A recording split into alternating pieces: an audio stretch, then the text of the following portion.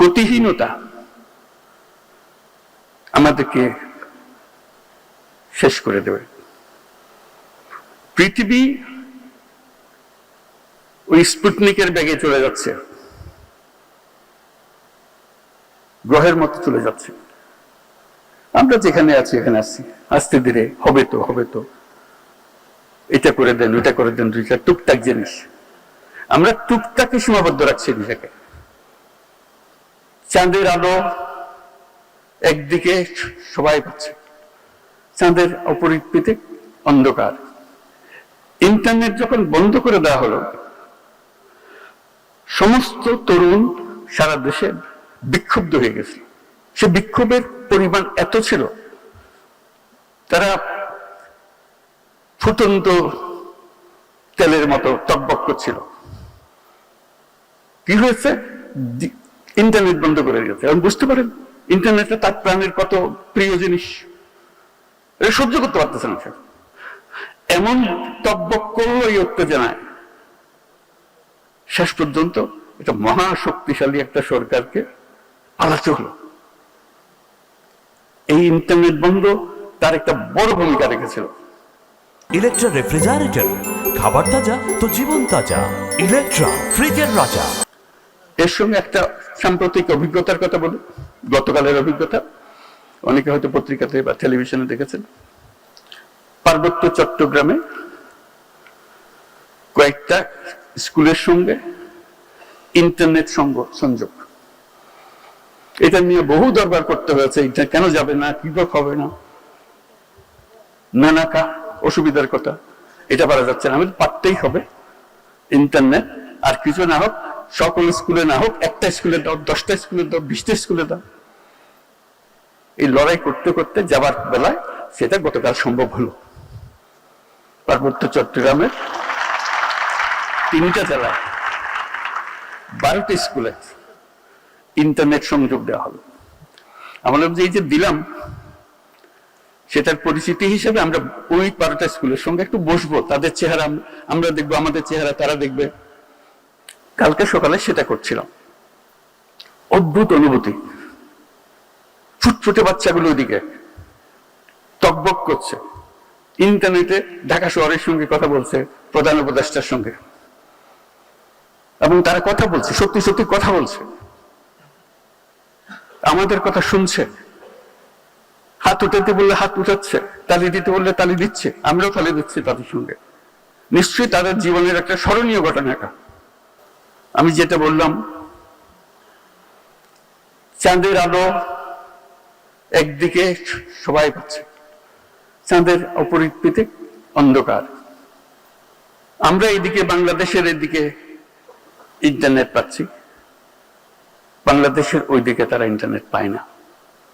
কথাটা বললাম এই জন্য যে ইন্টারনেট বন্ধের কারণে এটা মহা প্রতিপত্তিশালী একটা সরকারকে বিদায় নিতে হলো।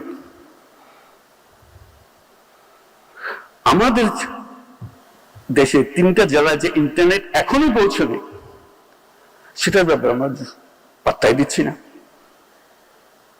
তারাও যদি এরকম প্রতিবাদ করত, তোমরা পাবে আমরা পাবো না কেন, কি জবাব দিতাম? আমি তাদের কাছে মাপ চাইলাম সবার পক্ষ থেকে, যারা আমরা উপভোগ করছি ইন্টারনেট, আমরা পাচ্ছি, এবং 1 দিন 2 দিন বন্ধ হয়ে গেলে আমরা পাগল হয়ে যাচ্ছি। অথচ সেই আমি, তুমি ইন্টারনেট পেলে কি পেলে না, ব্যাপারে আমি পাত্তাই দিচ্ছি না, আমি সরকার। এই হলো আমাদের নীতি। একজনের জন্য একরকম, আরেকজনের জন্য আরেক রকম। শুধু ইন্টারনেট, এর সঙ্গে যে এত কত সার্ভিস জড়িত আছে। তাদের স্কুল কলেজে লেখাপড়া হচ্ছে না, শিক্ষক নেই,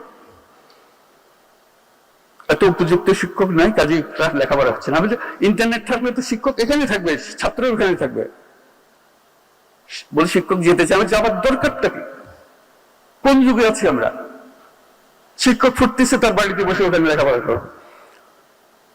আমরা তুমি চ্যালেঞ্জ দাও, যত রিটায়ার্ড শিক্ষক আছে বাংলাদেশের বেস্ট শিক্ষক বেছে নাও, যে পার্বত্য চট্টগ্রামের একটি স্কুলে উনি এই সাবজেক্ট পড়াবেন, আনন্দ সহকারে রাজি হয়ে যাবে। বলবে কত স্কুলে পড়াতে পারবো? বলেন আমি তো রিটায়ার্ড মানুষ, and he may be or she may be the best teacher. সে আনন্দ পাবে, ছেলেরও পাবে, শুধু ওই ইন্টারনেট প্রযুক্তিটা লাগিয়ে দেওয়া। তাই কালকে তো ওপেন করলাম, খেয়াল রাখবেন এটা কয়দিন ওপেন থাকে। অনেক সময় সরকারকে বুঝ দেওয়ার জন্য একটা করে ফেললাম, মন্ত্রী মহোদয়, প্রধান উপদেষ্টা নির্দেশ দিয়েছেন কাজে একটা কিছু করতে হবে, করলাম, উনিও বলে গেলেন, আমরা বলে গেলাম। ২৫০০ স্কুল আছে পার্বত্য চট্টগ্রাম, আমরা ১২টার সঙ্গে কথা বললাম মাত্র। এই হলো আমাদের প্রযুক্তি। গতিহীনতা আমাদেরকে শেষ করে দেবে। পৃথিবী ওই স্পুটনিকের ব্যাগে চলে যাচ্ছে, গ্রহের মতো চলে যাচ্ছে। আমরা যেখানে আছি এখানে আসছি, আস্তে ধীরে হবে তো হবে তো, এটা করে দেন ওইটা করে দেন, দুইটা টুকটাক জিনিস। আমরা টুকটাকে সীমাবদ্ধ রাখছি নিজেকে। আমরা পৃথিবীর অংশীদার হতে চাচ্ছি না বা হতে দিচ্ছি না, হোয়াটএভার। আমরা পৃথিবীর নাগরিক। এই প্রযুক্তি আমাদেরকে পৃথিবীর নাগরিক করেছে। আমি যেটা করি সেটা ইউরোপের কাজে লাগে, আমি যেটা ভাবি সেটাতে পুরো মহাদেশ পরিবর্তন হয়ে যায়।